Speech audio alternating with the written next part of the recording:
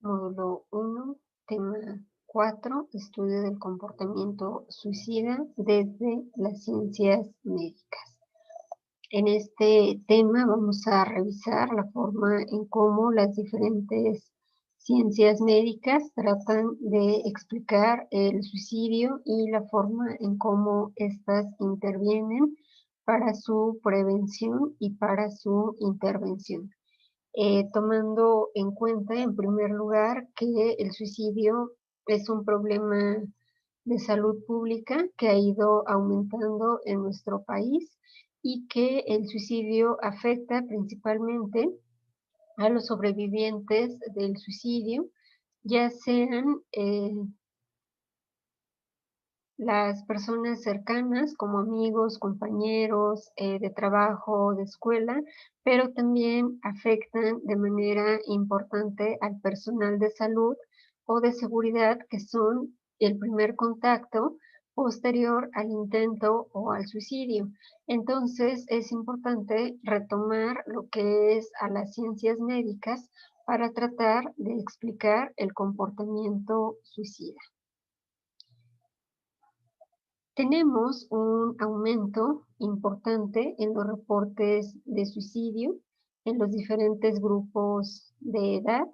El problema que quizá nosotros identificamos es que algunos suicidios no son reportados o algunos se reportan como otra causa de muerte, lo que puede hacer que los datos epidemiológicos puedan aumentar o que sean insuficientes para comprender la gravedad o la importancia del suicidio. Es decir, que si nosotros tomamos en cuenta a todos aquellos suicidios que no son reportados o que se reportan con otras causas de muerte, aumentaría todavía más el número de casos que nosotros tenemos de suicidio.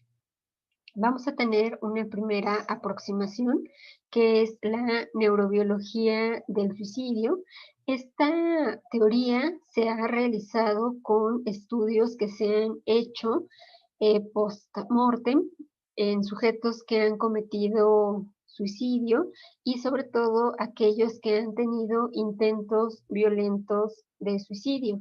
Lo que se ha encontrado principalmente es que existe algún tipo de alteración caracterizada por la disminución o la baja disponibilidad de serotonina en la corteza prefrontal ventral, y que esta está directamente relacionada o asociada con el mantenimiento de conductas de riesgo. Entonces, cuando se encuentra en bajos niveles de esta sustancia, nosotros la podemos asociar como a una mayor probabilidad de que el sujeto pueda en algún momento atentar contra su vida o que mantenga conductas que lo pongan en una situación de riesgo.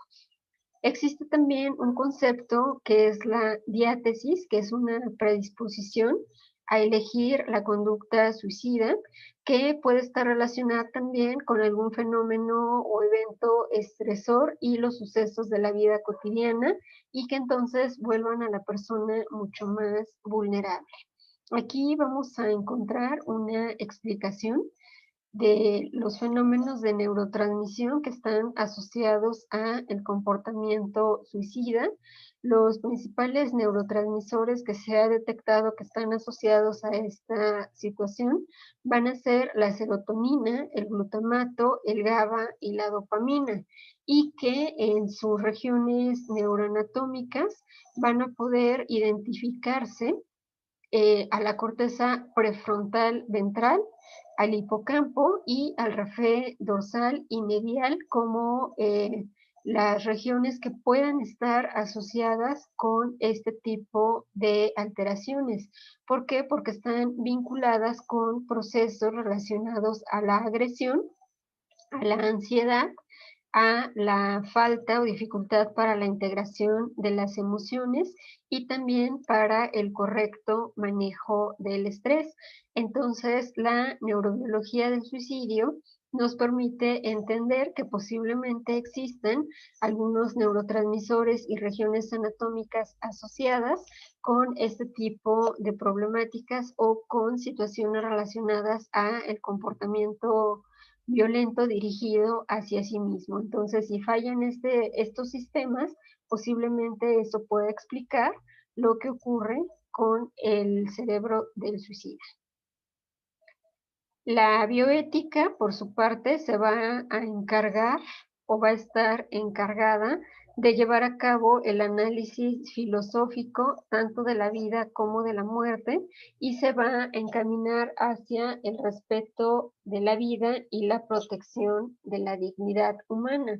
Aquí de lo que se trata es que la bioética nos trate de mejorar o ayudar a mejorar las prácticas médicas utilizando intervenciones basadas en evidencia, la sistematización de los métodos de investigación y que podamos desarrollar protocolos de intervención para todos los problemas que estén relacionados a las profesiones sanitarias.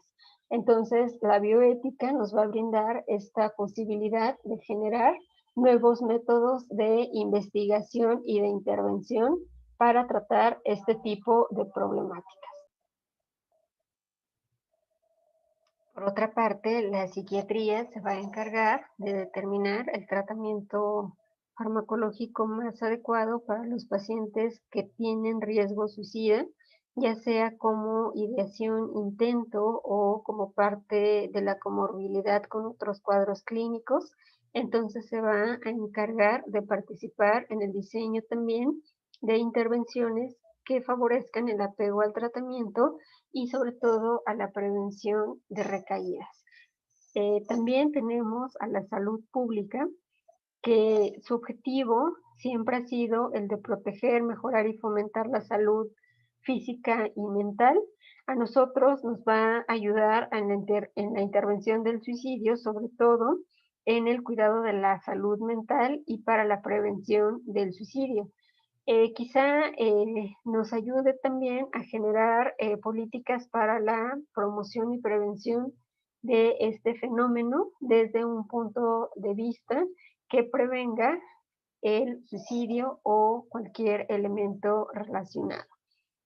Aquí quizás su única limitación es que hay una falta de programas de capacitación para el personal de salud que atiende los casos de pacientes con riesgo o intento suicida, pero si nosotros complementamos el trabajo de la bioética, la psiquiatría, la salud pública y la medicina en general, podemos generar nuevos programas que nos ayuden con este tipo de limitantes. En el tema 5 vamos a revisar el estudio del comportamiento suicida desde las perspectivas psicológicas. Existen diversas teorías psicológicas que nos ayudan a comprender de mejor manera lo que es el suicidio. Por una parte tenemos a la teoría cognitiva de Beck, que habla acerca de las categorías mentales y su distorsión asociadas con la depresión y la conducta suicida. Los pacientes que llegan a tener algún tipo de tendencia suicida van a mostrar pensamientos negativos y creencias disfuncionales que van a dirigir o que van a generar el comportamiento suicida. Se ha hecho la escala de ideación suicida para poder evaluar estos pensamientos, planes, expectativas o deseos de morir y cometer suicidio. No lo tenemos validado para la población mexicana, pero nos puede ayudar a entender cómo ocurre el fenómeno del suicidio. Otra teoría es la teoría de los constructos personales de Kelly. Aquí nos habla algo similar a lo que mencionaba Beck. Tiene que ver con la interpretación de la realidad a partir de estos constructos que elaboramos y la forma en cómo orientan y condicionan el comportamiento.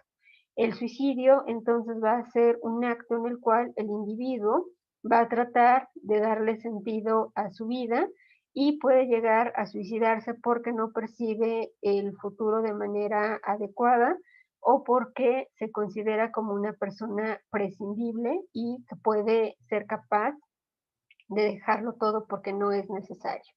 El suicidio es una manifestación de la depresión y de la construcción distorsionada que se tiene de la realidad. Otra teoría que nosotros encontramos es la teoría del comportamiento suicida de Linehan. Aquí vamos a tener que el comportamiento suicida se utiliza o es un método que trata de combatir el sufrimiento emocional. Las personas van a tener una dificultad o un déficit de habilidades para solucionar los problemas y que esto puede derivar en otro tipo de problemáticas. Este modelo es el más eficaz, puesto que va a ayudar al tratamiento no solamente de pacientes suicidas, sino también para el tratamiento de la personalidad límite, para reducir las conductas autolesivas, las hospitalizaciones y la asistencia a servicios de urgencia, y también nos ayuda hacia lo que es la adherencia del tratamiento. Entonces, se reconoce como el tratamiento terapéutico más indicado para la atención y la prevención del suicidio. Otra teoría es el suicidio como escape del self. Este va a estar funcionando bajo 6 principios básicos que están relacionados con los estándares o expectativas que tiene el sujeto sobre sí mismo y la forma en cómo se va atribuyendo cualidades negativas y que lo pueden llevar a generar una percepción de inadecuación, de incompetencia o culpabilidad, y que esto puede estar relacionado con el comportamiento suicida. También se trata de la forma en cómo se van construyendo también estos sentimientos o emociones negativas como la depresión, la culpa o la ansiedad, y que entonces esto hace que las personas puedan no tener la habilidad para inhibir el poderse hacer daño y causar o tener una mayor tendencia hacia lo que es el comportamiento suicida. Aquí sobre todo se trata, como en otras teorías, de tratar de explicar cómo el suicidio viene a ser o a representar este método de escape de los problemas de la vida actual y de las limitaciones que se generan dentro de la propia persona. Aquí se puede ver cómo la persona se culpa a sí mismo de sus fracasos y entonces esto lo vuelve más vulnerable al suicidio.